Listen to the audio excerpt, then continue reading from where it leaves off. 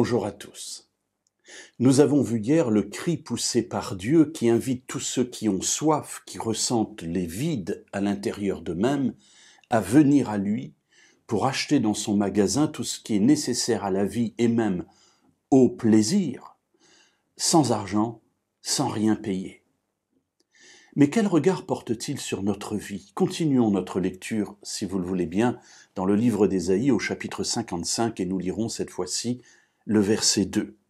« Pourquoi pesez-vous de l'argent, nous dit Dieu, pour ce qui n'est pas du pain? Pourquoi peinez-vous pour ce qui ne rassasie pas? Écoutez-moi donc et mangez ce qui est bon, et vous vous délecterez de mes succulents. » Alors voilà ici, Dieu continue son image, et il dit, mais dans votre vie, vous travaillez, permettez-moi l'expression, un peu pour du vent, pour du vide. Pourquoi pesez-vous de l'argent pour ce qui n'est pas du pain? Pourquoi peinez-vous pour ce qui ne rassasie pas? Donc il est en train de nous dire, regardez votre vie. Vous travaillez durement, vous vous levez tôt, vous vous couchez tard, vous faites beaucoup d'efforts, et tout cela pour une nourriture qui ne rassasie pas, tout cela pour du pain qui n'en est pas. Alors évidemment, quand on parle de pain immédiatement dans la Bible, on peut penser évidemment à l'essentiel, mais on peut penser aussi à la manne.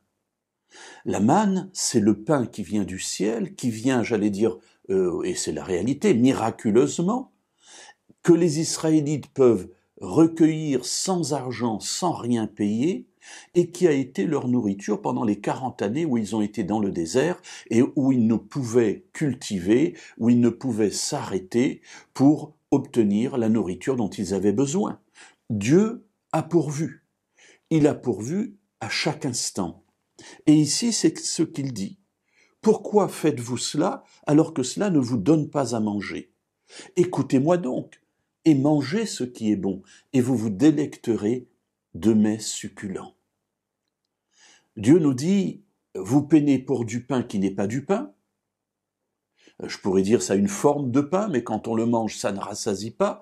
Moi, je suis prêt à vous donner du pain, nous l'avons vu hier, je suis prêt à vous donner de l'eau, mais aussi du vin, du lait, c'est-à-dire non pas simplement l'essentiel, mais encore du surplus, des choses simplement qui font plaisir. Donc pour vivre heureux. Ce n'est pas la satisfaction des besoins élémentaires, mais je vais vous donner plus pour qu'en plus du fait que vous soyez nourris, vous puissiez être heureux en partageant des mets succulents. Alors mes amis, cet appel de Dieu, est-ce qu'il ne nous titille pas un petit peu en nous disant, tiens, est-ce que cela ne vaudrait pas la peine de passer un peu moins de temps pour gagner de l'argent et acheter des biens qui ne servent à rien, qui ne rassasient pas notre être intérieur, et donc passer plus de temps pour être avec Dieu, afin de trouver auprès de lui cette nourriture qui non seulement rassasie, mais qui en plus amène du plaisir et de la joie.